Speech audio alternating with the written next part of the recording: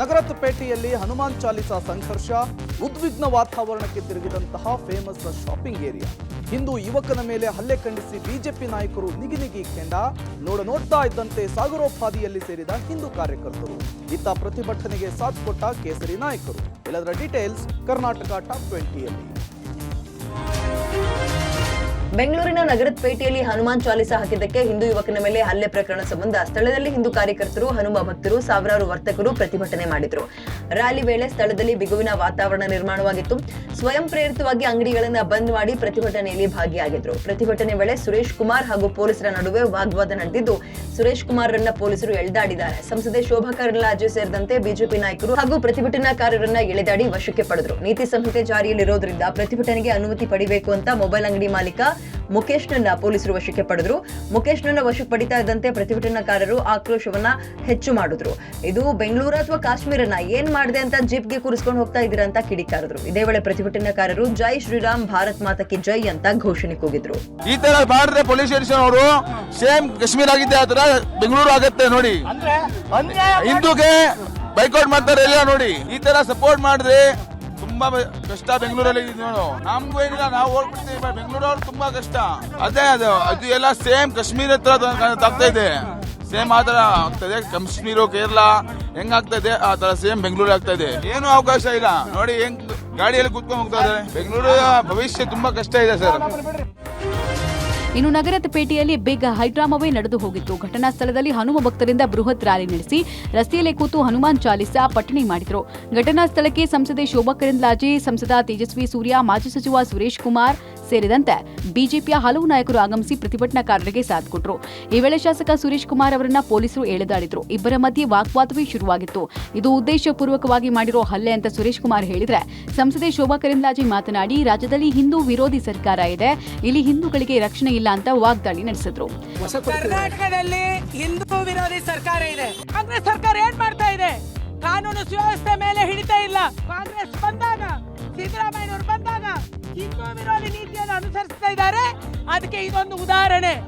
ಇದು ಒಟ್ಟಾರೆ ಸಮಾಜದ ಶಾಂತಿ ಕದಡುವ ಒಂದು ಪ್ರಯತ್ನ ಇದೆ. ಅವ್ರು ಯಾರಿಗೂ ಕೂಡ ತೊಂದರೆ ಕೂಡ, ಅಂಡ್ ಅಕ್ಕಪಕ್ಕದ ಅಂಗಡಿಯವರು ಕೂಡ ಯಾರು ದೂರ ಸಲ್ಲಿಸಿಲ್ಲ, ಏನು ಬಂದಿಲ್ಲ. ಇವ್ರು ಯಾರೋ ಎಲ್ಲಿದ್ದವರೋ ಬಂದು, ನನಗನ್ಸುತ್ತೆ ಇದೊಂದು ನೆವ, ಇದು ಉದ್ದೇಶ ಪೂರ್ವಕವಾಗಿ ಮಾಡಿರುವ ಒಂದು ಹಲ್ಲೆ. ಇದು ಯಾರ್ಯಾರು ಹಲ್ಲೆ ಕೋರರಿದ್ದಾರೆ ಅವ್ರಿಗೊಂದು ಒಳ್ಳೆ ಸಂದೇಶ ಕಳಿಸ್ಬೇಕು. ಸಮಾಜ ಇದನ್ನ ಸಹಿಸೋದಿಲ್ಲ. ಪುಷ್ಟೀಕರಣದ ರಾಜಕಾರಣ ಯಾವುದೇ ಕಾರಣಕ್ಕೆ ಮಾಡಬೇಡ್ರಿ. ಹಿಂದೂಗಳನ್ನ ಕೇವಲವಾಗಿ ತಿಳ್ಕೊಬೇಡ್ರಿ. ಹಿಂದೂಗಳು ಒಂದಾದ್ರೆ ಬಹಳ ತೊಂದರೆ ಆಗ್ತದೆ. ಹಿಂದೂಗಳು ಶಾಂತ ಪ್ರಿಯರು. ಒಬ್ಬೊಬ್ಬ ಸಾಮಾನ್ಯ ವ್ಯಾಪಾರಿಯನ್ನು ಕೆರಳ್ತಾ ಇದ್ದಾನೆ ಅಂದ್ರೆ ಅದಕ್ಕೆ ಕಾರಣ ಹುಡುಕ್ಬೇಕು ನೀವು.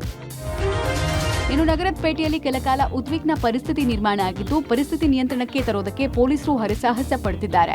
ರಸ್ತೆಯ ಇಕ್ಕೆಲೆಗಳಲ್ಲಿ ಕಾರ್ಯಕರ್ತರು ಕಿಕ್ಕಿರಿದು ಬರ್ತಾ ಇರೋ ಹಿನ್ನೆಲೆಯಲ್ಲಿ ಪೊಲೀಸರು ಬ್ಯಾರಿಕೇಡ್ ಅನ್ನ ಹಾಕಿದ್ರು. ಜೊತೆಗೆ ಕೈಗೆ ಸಿಕ್ಕವರನ್ನ ಅಲ್ಲೇ ಇದ್ದ ಆಟೋಗಳಲ್ಲಿ ಹತ್ತಿಸಿ ಕಳುಹಿಸಿದ್ರು. ಇದೊಂದು ಕಡೆಯಾದ್ರೆ ನಗರಪೇಟೆಯ ಎಲ್ಲ ಅಂಗಡಿಗಳನ್ನ ಮಾಲೀಕರು ಸ್ವಯಂ ಪ್ರೇರಿತವಾಗಿ ಬಂದ್ ಮಾಡಿದ್ರು. ಇನ್ನು ಸ್ಥಳಕ್ಕೆ ಆಗಮಿಸಿದ ಸಂಸದ ತೇಜಸ್ವಿ ಸೂರ್ಯ, ಇನ್ಮುಂದೆ ಈ ಭಾಗದಲ್ಲಿ ಇಂತಹ ಘಟನೆ ಮರುಕಳಿಸೋಕೆ ಬಿಡೋದಿಲ್ಲ ಅಂತ ಪೊಲೀಸರು ಭರವಸೆ ಕೊಟ್ಟಿದ್ದಾರೆ. ಇದು ಹಿಂದೂಗಳ ಹೋರಾಟಕ್ಕೆ ಸಿಕ್ಕ ಜಯ ಅಂತ ಹೇಳಿದ್ರು. ಇದರ ಬೆನ್ನಲ್ಲೇ ಪ್ರತಿಭಟನೆಯನ್ನು ವಾಪಸ್ ಪಡೆದ್ರು. 5 ಜನನ ಪೊಲೀಸರಾಗಲೇ ಅರೆಸ್ಟ್ ಮಾಡಾಗಿದೆ. ಇನ್ನೊಬ್ಬರನ್ನು ಪೊಲೀಸರು ಸತ್ಯ. ಇವಾಗ ನಾವೆಲ್ಲರೂ ಕೂಡ ಶಾಂತಿಯುತವಾಗಿ ನಾವು ಈ ಜಾಗದಿಂದ ಇಲ್ಲಿಂದ ಎಲ್ಲರೂ ಕೂಡ ತೆರಳಬೇಕು. ಈಗ ಕಾಂಗ್ರೆಸ್ ಗವರ್ಮೆಂಟ್ ಯಾವುದೇ ರೀತಿ ಕೂಡ ಮೈನಾರಿಟಿಗೆ ತೊಂದರೆ ಆಗಬಾರದು ಅಂತ ಹೇಳಿ ಅವ್ರ ಪರವಾಗಿ ನಿಂತ್ಕೊಳ್ತಾರ ಹೊತ್ತು ಇವತ್ತು ಹಿಂದೂಗಳು ಏಟು ತಿಂದು ನಮ್ಮ ಪರವಾಗಿ ಅವ್ರು ನಿಂತ್ಕೊಂಡ್ರೆ ಹೊಡೆದವನ್ನ ಬಂದು ಅರೆಸ್ಟ್ ಮಾಡ್ತಾರಂತೆ. ನಾವು ಎಲ್ಲ ಸೇರಿ ಇಳ್ಕೊಂಡು ಇವಾಗ ಆಚೆ ಬಂದು ಜೀಪಲ್ಲಿ ಇಳ್ಕೊಂಡು ಕೊಂಡಿದ್ರು. MLA ಸುರೇಶ್ ಕುಮಾರ್ ಇದ್ರು. ಒಂದು MLA ಅನ್ನೊಂದು ಕೊಡಿಲ್ಲ, ಅರೆಸ್ಟ್ ಮಾಡ್ತಾರೆ ಅಂತ ಹೇಳಿತ್ತವ್ರೆ. ನಮ್ಮ ಹಿಂದೂ ಬಾಯಿ ಮೇಲೆ ಜಿಐಡಿಗಳು ಅಟ್ಯಾಕ್ ಮಾಡಿದೆ. ಈ ಗ್ಯಾಂಗ್ ಇದೆ. ಈ ಗ್ಯಾಂಗ್ ಮೇಲೆ ಸೆಕ್ಷನ್ ಹಾಕ್ಬೇಕಾ, ಆಮೇಲೆ ಜೈಲ್ ಕಳಿಸ್ಬೇಕಾ?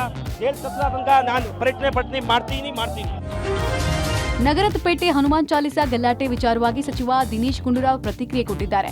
ಬಿಜೆಪಿಯವರು ಸ್ವಾರ್ಥಕ್ಕೋಸ್ಕರ ಗಲಾಟೆಯನ್ನ ಬಳಸ್ತಾ ಇದ್ದಾರೆ. ದೂರಿನಲ್ಲಿ ಎಲ್ಲೂ ಕೂಡ ಹನುಮಾನ್ ಚಾಲಿಸಾ ಬಗ್ಗೆ, ಆಜಾನ್ ಬಗ್ಗೆ ಅಂತ ಪ್ರಸ್ತಾಪ ಮಾಡಿಲ್ಲ. ಗಲಾಟೆ ಮಾಡಿದವರು ತಪ್ಪು ಮಾಡಿದ್ದಾರೆ. ಬೆದರಿಕೆ ಹಾಕಿದ್ದು ತಪ್ಪೇ, ಆದ್ರೆ ಇದಕ್ಕೆ ಬೇರೆ ಬಣ್ಣ ಕೊಟ್ಟು ವಿಷಯ ಹರಡಲಾಗ್ತಾ ಇದೆ ಅಂತ ಬಿಜೆಪಿ ನಾಯಕರ ವಿರುದ್ಧ ಕಿಡಿಕಾರಿದ್ರು. ಚುನಾವಣೆ ಇದೆ ಎಂಬ ಕಾರಣಕ್ಕೆ ಬಿಜೆಪಿಯವರು ಹೀಗೆ ಮಾಡ್ತಾ ಇದ್ದಾರೆ. ಪ್ರತಿಯೊಂದರಲ್ಲೂ ಕಾಂಗ್ರೆಸ್ ಅನ್ನ ಹಿಂದೂ ವಿರೋಧಿ ಅಂತ ಬಿಂಬಿಸೋಕೆ ಯತ್ನಿಸಲಾಗ್ತಾ ಇದೆ. ಕ್ಷುಲ್ಲಕ ಕೀಳು ಮಟ್ಟದ ಯೋಚನೆ ಬಿಜೆಪಿಯವರದ್ದು ಅಂತ ಸಿಡಿಮಿಡಿಗೊಂಡ್ರು. ಇದನ್ನ ಭಾರತೀಯ ಜನತಾ ಪಾರ್ಟಿಯವರು ತಮ್ಮ ಸ್ವಾರ್ಥಕ್ಕೋಸ್ಕರ ಉಪಯೋಗ ಮಾಡ್ತಾ ಇದ್ದಾರೆ, ಸ್ಪಷ್ಟ. ಅದು ಅವ್ನು ಬರ್ದು ಕೊಟ್ಟಿರೋ ಕಂಪ್ಲೇಂಟಲ್ಲೂ ಕೂಡ ಅವನು ಹನುಮಾನ್ ಚಾಲೀಸ ಭಜನೆ ಅಜಾನ್ ಬಗ್ಗೆ ಏನೂ ಮಾತಾಡಿಲ್ಲ.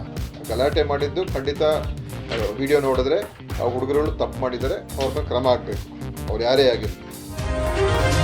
ಬಿಜೆಪಿ ಜೆಡಿಎಸ್ ಮಧ್ಯೆ ಗೊಂದಲ ವಿಚಾರವಾಗಿ ಮಾಜಿ ಸಿಎಂ ಎಚ್.ಡಿ. ಕುಮಾರಸ್ವಾಮಿ ಸುದ್ದಿಗೋಷ್ಠಿ ನಡೆಸಿದ್ರು.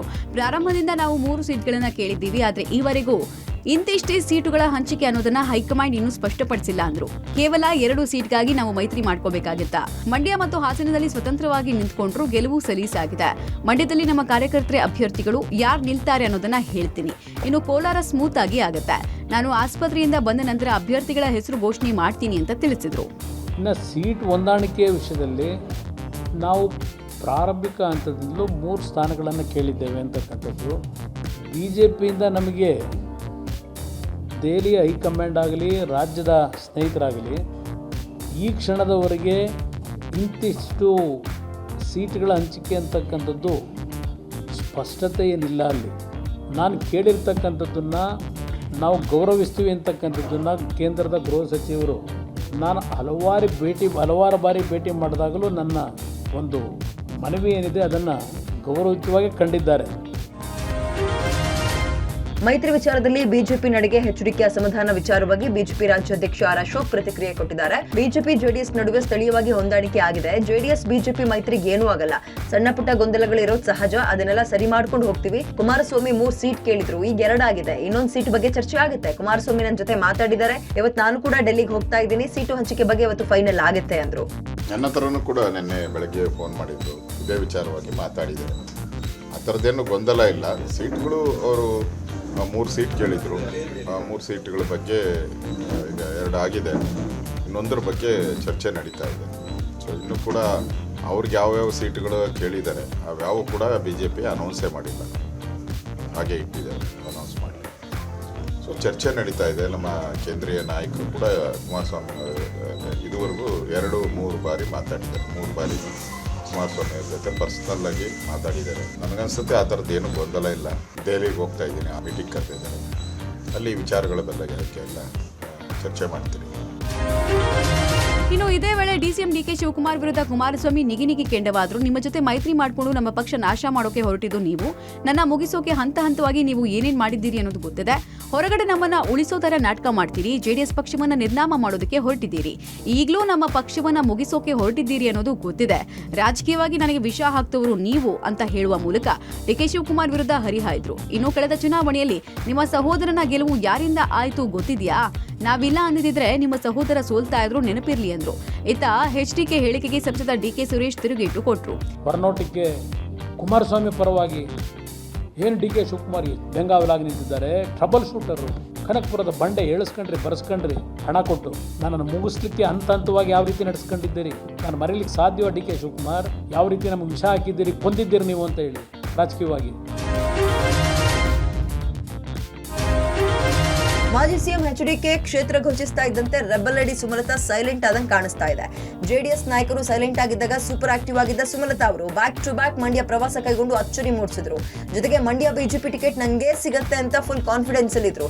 ಇನ್ನು ಮಂಡ್ಯ ಟಿಕೆಟ್ ಕೈ ತಪ್ತಾ ಇದ್ದಂತೆ ಬಿಜೆಪಿ ವರಿಷ್ಠರ ನಿರ್ಧಾರಕ್ಕೆ ಬದ್ಧ ಅನ್ನೋ ಮೂಲಕ ಸುಮಲತಾ ಯೂ ಟರ್ನ್ ಹೊಡೆದಿದ್ದು, ಡೆಲ್ಲಿಯಿಂದ ಬರ್ತಾ ಇದ್ದಂತೆ ಮಂಡ್ಯದಲ್ಲಿ ಬೆಂಬಲಿಗರು ಆಪ್ತರ ಜೊತೆ ಸುಮಲತಾ ಸಭೆ ಮಾಡಿ ಬಿಜೆಪಿ ಕೊಟ್ಟಿರೋ ಭರವಸೆ ಬಗ್ಗೆ ಬೆಂಬಲಿಗರಿಗೆ ವಿವರಿಸಿ ಮನವರಿಕೆ ಮಾಡಿದ್ರು.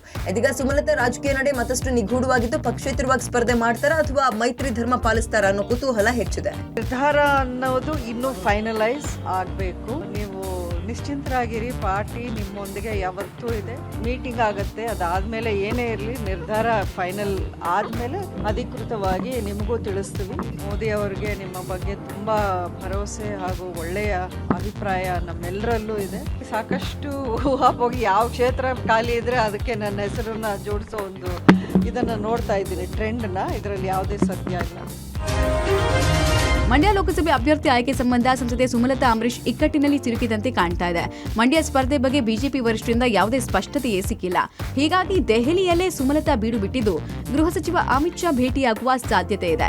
ಈಗಾಗಲೇ ಬಿಜೆಪಿ ರಾಷ್ಟ್ರೀಯ ಅಧ್ಯಕ್ಷ ಜೆಪಿ ನಡ್ಡಾ ಜೊತೆಗೆ ಒಂದು ಸುತ್ತಿನ ಮಾತುಕತೆ ನಡೆಸಿದ್ದು, ಅಂತಿಮ ನಿರ್ದೇಶನ ಬರೋ ತನಕ ತಾಳ್ಮೆಯಿಂದ ಕಾಯಿರಿ ಅಂತ ಜೆಪಿ ನಡ್ಡಾ ತಿಳಿಸಿದ್ದಾರೆ.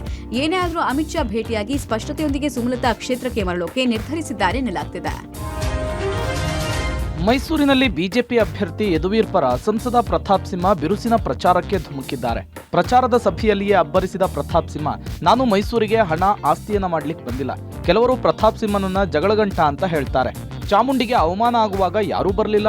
ಗ್ಯಾಸ್ ಪೈಪ್ಲೈನ್ ವಿಚಾರಕ್ಕೆ ನಮ್ಮ ಕ್ಷೇತ್ರದ ಶಾಸಕರ ವಿರುದ್ಧವೇ ಗಲಾಟೆ ಮಾಡಿದವನು ನಾನು. ಅದರ ಅರ್ಥ ಕ್ಷೇತ್ರದ ಜನರಿಗೆ ಒಳ್ಳೇದಾಗ್ಲಿ ಅಂತ ಹೇಳಿ ಗಲಾಟೆ ಮಾಡಿದ್ದೇನೆ. ಹೀಗಾಗಿ ಮಹಾರಾಜರೇ, ನೀವು ಕೈ ಮುಗಿದುಕೊಂಡು ಹೋಗಿ ಸಾಕು, ನಿಮ್ಮ ಕೆಲಸ ನೋಡಿ, ಮತ ಹಾಕ್ತೀವಿ ಅಂತಿದ್ದಾರೆ ಅಂತ ಹೇಳುವ ಮೂಲಕ ಸ್ವಪಕ್ಷೀಯರಿಗೆ ಪ್ರತಾಪ್ ಸಿಂಹ ಟಾಂಗ್ ಕೊಟ್ಟಿದ್ದಾರೆ.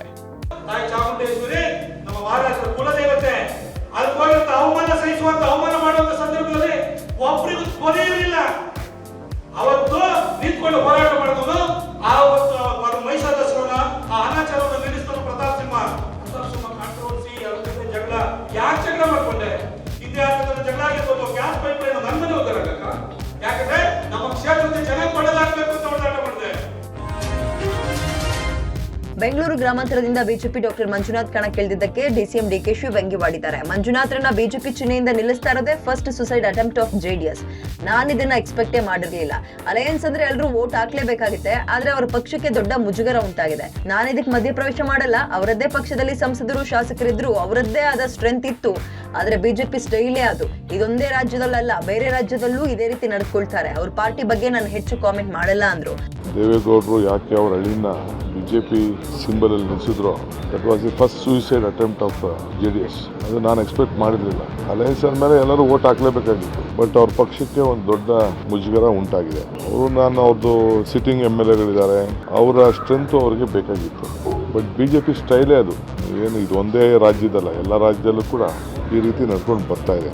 ಸೊ ನಾನೇನು ಕಾಮೆಂಟ್ ಮಾಡಕ್ಕೆ ಹೋಗಲ್ಲ. ಮಾಧುಸ್ವಾಮಿಗೆ ಲೋಕಸಭಾ ಟಿಕೆಟ್ ಕೈತಪ್ಪಿರೋ ಹಿನ್ನೆಲೆಯಲ್ಲಿ ವಿ ಸೋಮಣ್ಣ ವಿರುದ್ಧ ಕಣಕ್ಕಿಳಿಯೋಕೆ ನಿರ್ಧರಿಸಿದ್ದಾರೆ ಎನ್ನಲಾಗ್ತಿದೆ. ಅಲ್ಲದೆ ಕಾಂಗ್ರೆಸ್ ನಾಯಕರು ಮಾಧುಸ್ವಾಮಿ ಭೇಟಿ ಮಾಡಿ ಮನವೊಲಿಸೋಕೆ ಪ್ರಯತ್ನಿಸ್ತಾ ಇದ್ದಾರೆ ಎನ್ನಲಾಗಿದೆ. ಆಪರೇಷನ್ ಮಾಧುಸ್ವಾಮಿಗೆ ಕೌಂಟ್ ಡೌನ್ ಆರಂಭ ಆಗಿದ್ದು, ಪರಿಸ್ಥಿತಿಯ ಲಾಭ ಪಡೆಯೋದಕ್ಕೆ ಕಾಂಗ್ರೆಸ್ ಕೂಡ ಮುಂದಾಗಿದೆ ಎನ್ನಲಾಗಿದೆ. ಇನ್ನು ಸೋಮಣ್ಣ ವಿರುದ್ಧ ತುಮಕೂರಿನಲ್ಲಿ ಸಿಡಿದಿದ್ದ ಮಾಧುಸ್ವಾಮಿ ಈ ವಾರದಲ್ಲಿ ಕಾಂಗ್ರೆಸ್ ಸೇರುವುದು ಪಕ್ಕ ಎನ್ನಲಾಗ್ತಾ ಇದೆ. ಒಟ್ಟಾರೆ ತುಮಕೂರು ಬಿಜೆಪಿ ಆಂತರಿಕ ಕಲಹ ಕಾಂಗ್ರೆಸ್ಗೆ ಅನುಕೂಲಕರವಾಗುತ್ತಾ ಎಂಬ ಕುತೂಹಲ ಹೆಚ್ಚಿಸಿದೆ.